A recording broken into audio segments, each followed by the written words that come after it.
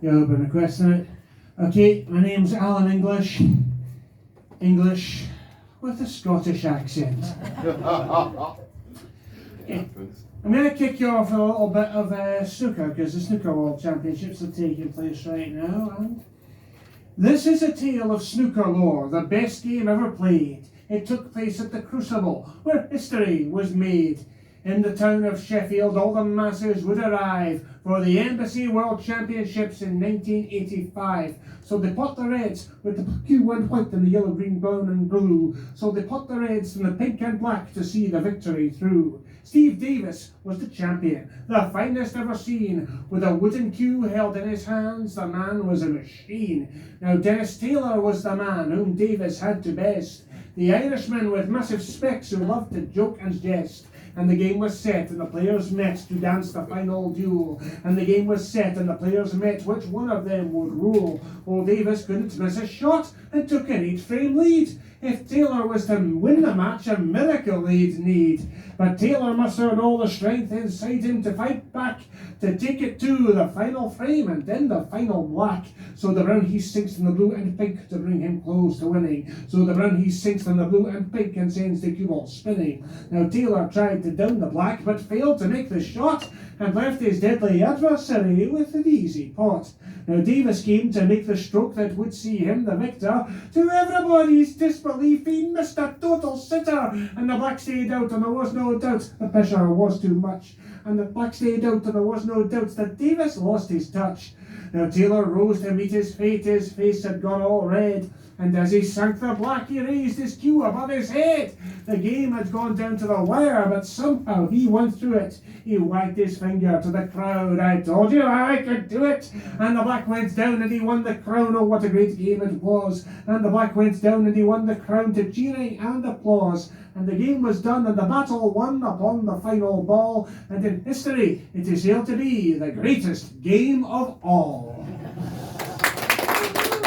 For those of you don't know, I'm autistic, and sometimes that gives you, if you're autistic, you get a hard time. I mean, I like to say, I don't suffer from autism. I'm autistic. I suffer from arseholes. Yeah, and this is kind of the effect it has on my psyche. I get snakes inside my ears and bursting blisters on my brain. I'm zoning in and zoning out. My thoughts all spinning everywhere. Through a glass wall I try to hear you, but it's hard to understand the people speaking to me, talking to me, total overload. I'm zoning in and zoning out. My thoughts all spinning everywhere. All conversation is frustration and I'm struggling to connect with people speaking to me, talking to me, total overload. With random thoughts, creative impulses exploding in my skull. All conversation is frustration and I'm struggling to connect. I have to focus, pay attention to the voices all around. With random thoughts, creative impulses exploding in my skull, interesting snakes with angry bites injecting venom in my ears. I have to focus, pay attention to the voices all around. The people play a social game in which it's tricky to keep up with hissing snakes with angry bites injecting venom in my ears, eroding all my confidence, distracting me with rage and doubt. The people play a social game in which it's tricky to keep up. I can't suppress these inner demons because I hear them all the time, eroding all my confidence, distracting me with rage and doubt.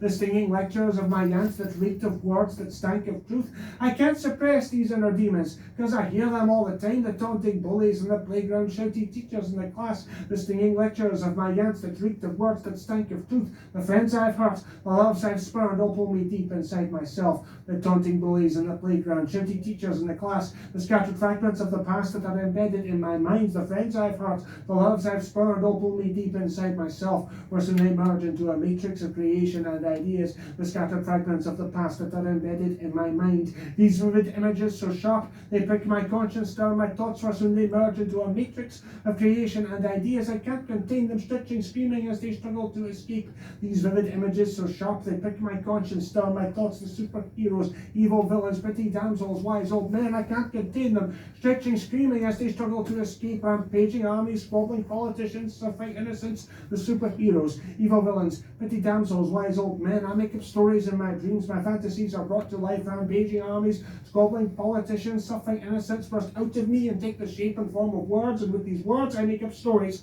in my dreams. My fantasies are brought to life in plays and poetry. Pantoums, haikus, sestinas, sonnets, songs burst out of me and take the shape and form of words. And with these words, I speak the truth. I am alive. I live for this, performing words in plays and poetry. Pantoums, haikus, sestinas, sonnets, songs, I am complete, yet so alone imagination rules my world. I speak the truth, I am alive, I live for this, performing words because I'm itching to create. Cut loose and let the demons out, I am complete, yet so alone imagination rules my world. Through a glass wall, I try to hear you, but it's hard to understand because I'm itching to create. Cut loose and let the demons out. See, I've got snakes inside my ears and bursting blisters on my brain.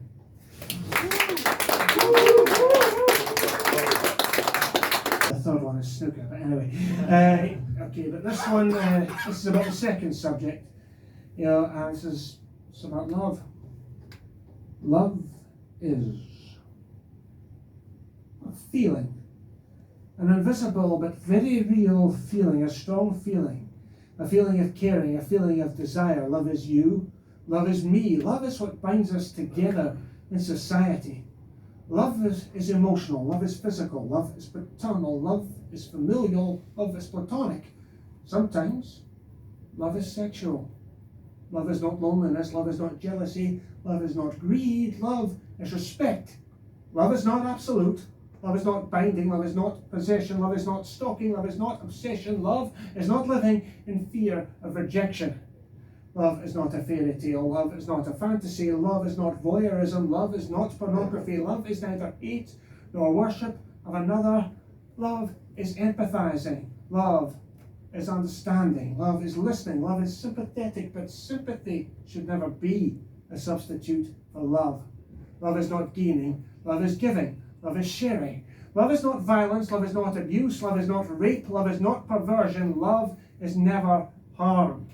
Love is not guilt. Love is not excuses. Love is openness. Love is not leisurely. Love is not easy. Love needs work. Love is hard. Love is a risk. Love is dangerous. Love is transformation. Love is change. Love is not the future. Love is not the past. Love is in the present. Love is in the moment. Love is not permanent. Love is not holding on. Sometimes love is letting go and moving on. Love is in everything.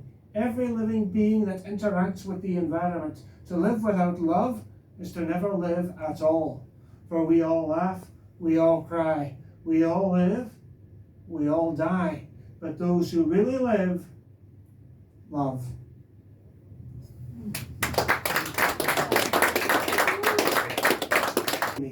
Depression is a most unwelcome guest. It crawled in, bedded down, and made a nest that's built on guilt and self-disgust in me. I will confess I often get obsessed with feeling weak and stupid, second best to all the world I see surrounding me. Depression is a most unwelcome guest that lives inside my head and likes to jest with words that sting, humiliating me. I will confess I often get obsessed by sirens' voices, leaving me possessed by echoing delusions, saddening me.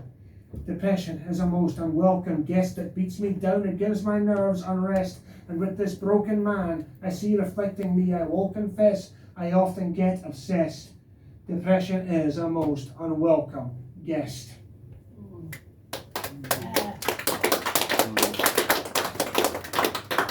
We're living in a bit of a sick city right now, and I just, it's one thing that should avoid doing in this town is falling ill, because our health system's a wee bit fucked up at the moment, and here is how. Sent round from A&E to the urgent treatment centre, where a tired and indifferent receptionist slowly register a queuing mob of exhausted people piled on top of one another, on wet and filthy tiles and dented steel benches, where the bins are spilling over with tin cans, sweet packets and baby bottles. Tissue-ridden toilet bowls stand among a flock of paper towels, scattered, discarded, lodged underneath the doors to be stepped on by pacing sufferers. Single men, going mad with sudden hearing loss, unable to escape the encroaching void inside their own skulls. Coughing babies held tenderly by mothers whose faces are coarsened and reddened by worry. Athletes with sprained joints, wives with acid burns, children with snot in their noses running over the blotches on their skin, being checked over by orderlies who examine their patients whose names are smudged into napkins as the hours list by, slowly killing everyone with waiting. Time is not a concept. Urgency does not exist at the urgent treatment centre. The nurses see the patients, then say they cannot help them. Then sense breaks down into lunacy and helplessness at being treated like abusers or children before being sent trudging away into the blistering snow drift, the night slicing through the skin on the knuckles, leaving behind the mob who wait and wait for help that isn't coming at the urgent treatment centre.